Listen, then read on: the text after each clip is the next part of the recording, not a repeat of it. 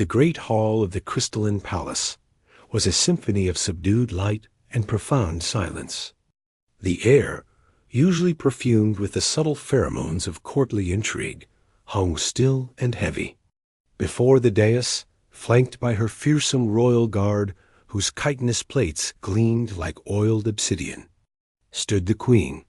Her form was both terrible and beautiful, a masterpiece of evolutionary sovereignty, with intelligent, multifaceted eyes that held the weight of her entire, star-spanning species. Arrayed before her in a tableau of stunned immobility were the representatives of the Galactic Accord. The insectoid Vriz, the amphibious Cathar, the elegant, long-limbed Lumin, all were frozen, their expressive features locked in various stages of disbelief and dawning horror. The object of their collective shock was not the queen, but the figure who stood slightly apart from the diplomatic corps. That he was human, designated as a biological and cultural observer for this first contact mission to the KRYL Have throne. His name was simply Eli. He was of average height for his kind, his soft features and lack of natural armor marking him as fragile in this company of hardened exoskeletons and sinewy muscle. He held a data slate loosely, his knuckles white. The queen's voice, when it came again, was not the projected telepathic imperative she used for decrees. It was a softer, modulated frequency, translated by the devices they all wore, yet it carried to the farthest reaches of the silent hall. It was layered with a vulnerability no one present had ever imagined could exist in such a being. "You misunderstand," she said, her gaze fixed solely on Eli. "The translation is precise. I said, I hope you are my mate." A ripple went through the assembled aliens, a physical shudder. Among the KRYLL, such a statement was not mere flirtation. It was the absolute pinnacle of biological and social recognition. For the queen to voice this was to shatter millennia of tradition, to upend the very political structure of her empire. The prime consort, a magnificent and lethal male standing to her right, let out a low, subsonic hum of pure distress.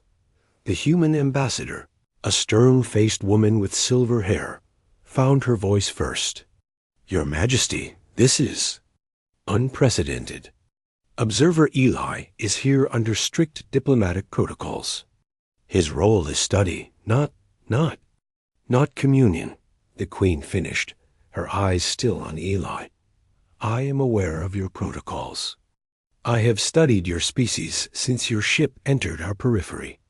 I have listened to your broadcasts, analyzed your art, your history, your conflicts, and your kindnesses."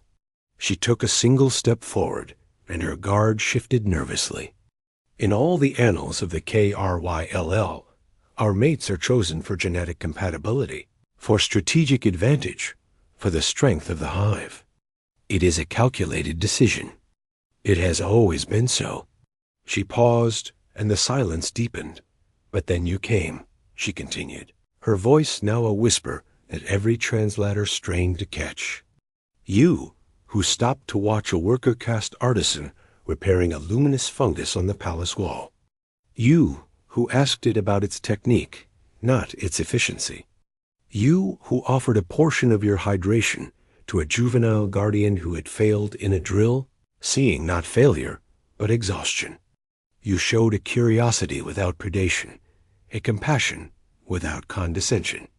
Your mind," she said, tapping her temple with a delicate clawed finger, "does not broadcast in the orderly channels of the hive.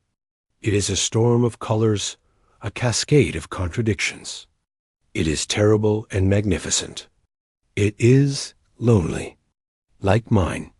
Eli finally looked up from the floor, meeting her multifaceted gaze. He saw not a monster, not a galactic sovereign, but a profound and isolated intelligence. He understood, perhaps better than anyone in the hall, the weight of her existence. To be the sole source of direction for billions, to never know an equal, only subordinates. "Your Majesty," Eli said, his voice steady but quiet, I am honored, beyond words, but I am just a man. I am not a prince or a warrior or a genius. I look at things. I write reports. You see, she said simply, that is the genius. You see the individual. In a galaxy of aggregates and collectives, of hive minds and consensus governments, you humans carry this bright, defiant flame of the individual soul. You cherish it. You fight for it. You celebrate its peculiarities. To have a mate who sees, not the queen, but the being. This is a hope I did not know I could harbor. The Lumin ambassador stepped forward, its melodic voice tinged with alarm. This is a breach of the highest order. The stability of the krill hive is paramount to regional peace. A human consort would be an unpredictable variable. It cannot be allowed. The queen's head turned slowly, and the full force of her regal authority returned to her posture. Cannot? The word was a crack of psychic force that made several ambassadors flinch. You speak to me of what cannot be in my own palace. You forget your place. She returned her gaze to Eli, the severity melting back into that unsettling vulnerability. The hope is mine. The asking is mine. The answer is his. All eyes turned to Eli, the weight of interstellar diplomacy, the peace of a dozen border systems, the shock of 1,000 years of krill tradition, all settled onto his shoulders. He saw the fear in his ambassador's eyes, the calculation in the visa's stance, the utter confusion on the face of the krill prime consort. He thought of the reports he would file. He thought of the rules. Then he thought of the artisan fungus grower who had proudly shown him a non-optimal but beautiful pattern. He thought of the young guard who had stood a little taller after a simple act of kindness. He took a step forward, then another, until he stood at the base of the dais, looking up at the sovereign of 1 billion souls. He did not bow. He simply stood, a lone, soft-skinned creature in a hall of hardened giants. Your Majesty, he said, and his voice carried without amplification. Where I come from, to mate, to choose a partner, it is also a hope. It is a partnership of equals. It is about building something together, not merely adding a piece to an existing structure. It is about sharing a life, not just a dynasty. He swallowed, choosing his next words with the care of a man balancing worlds. I cannot be your mate in the krill way. I cannot contribute to a hive mind lineage. I cannot be a strategic asset. I am only Eli. He saw a flicker in her eyes, something that might have been the shadow of despair. The hall seemed to darken. But, he continued, and a single word pulled the silence tight, if the hope is for someone to see you, to stand not as a subject before a queen, but as one lonely soul recognizing another, then that is an offer I can understand.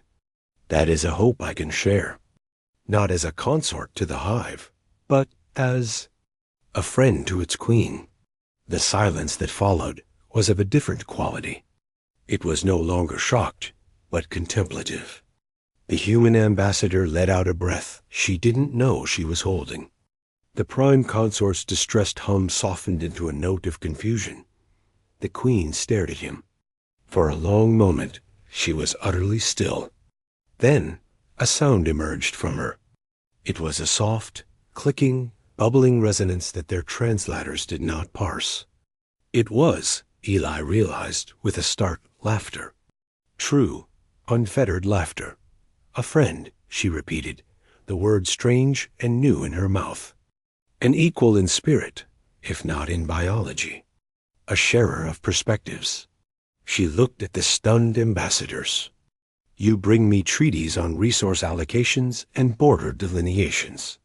He brings me a new word, a new concept. You see the threat. I see the evolution.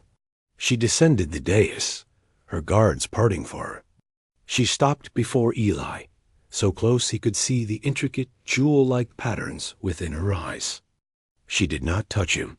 "Your answer is not what I hoped for," she said, and her voice was warm. "Yet it is a better answer. It is a human answer. It is built on your truth, not my expectation. We will begin with friend. We will see this hope, this shared, curious hope, where it leads. The palace may be silent today, but tomorrow it will listen. It will learn a new song." She turned to the assembly, her regal authority now fused with a new, unshakable certainty. "The negotiations will continue, but a new clause will be added. A cultural and philosophical exchange, led by my friend. The human will teach us to see the individual, and we will teach the galaxy that even a queen can learn to hope for something new." The queen looked back at Eli, and in her gaze was the dawn of 1,000 unspoken conversations. The silence in the great hall finally broke, not with uproar, but with a low, wondering murmur. History had not been shattered that day. It had, instead, quietly and irrevocably, been bent toward a more interesting future.